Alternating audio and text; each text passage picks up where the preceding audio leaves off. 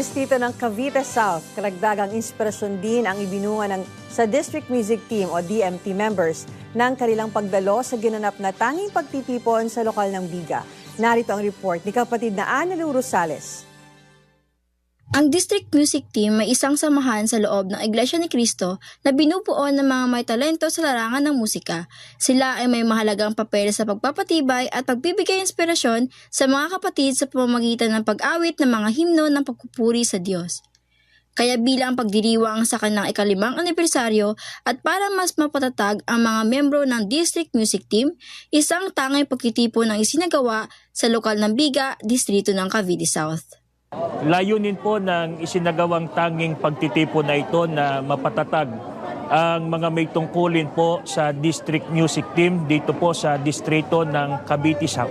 Kabilang sa mga dumalo si kapatid na Bernard Afurong, District Music Team Leader. Ibinahagi niya kung paano nila nagagampanan ang kanilang gampanin sa pamamagitan ng musika. Nalaman namin ang kalagahan ng mga may tungkulin bilang District Music Team Leader. Nasa pamamagitan po ng mga awitin na pagpupuri sa Diyos ay naaakay pa po namin ang mga kapatid sa mataas na uri ng pananampalataya.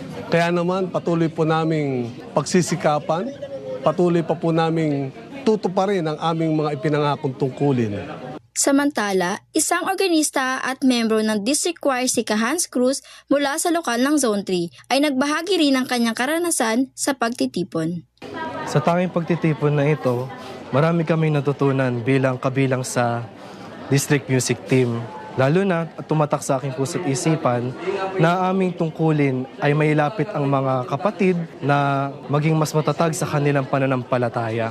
At ibinilin nga po sa amin sa mga district team na ilapit namin ang mga kapatid at maging sangkap kami ng pamamahala sa pagpapalakas po ng pananampalataya ng mga kapatid.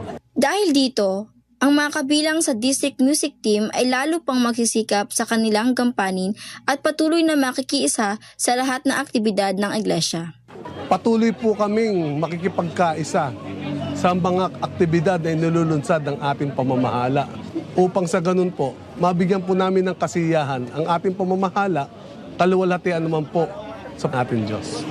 Ang mga may tungkulin po sa District Music Team sa distrito ng Cavite South ay nagpapasalamat po ng marami sa atin pong pinakamamahal na tagapamahalang pangkalahatan, ang kapatid na Eduardo V. Manalo. Mamamalagi po ang pakikipagkaisa sa lahat po ng larangan ng gawain at aktibidad sa loob ng iglesia.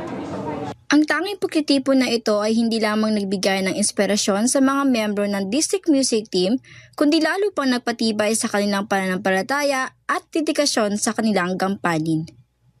Mula po rito sa bayan ng Silang, ako po si kapatid na Annalou Rosales para sa Iglesia ni Cristo News Network.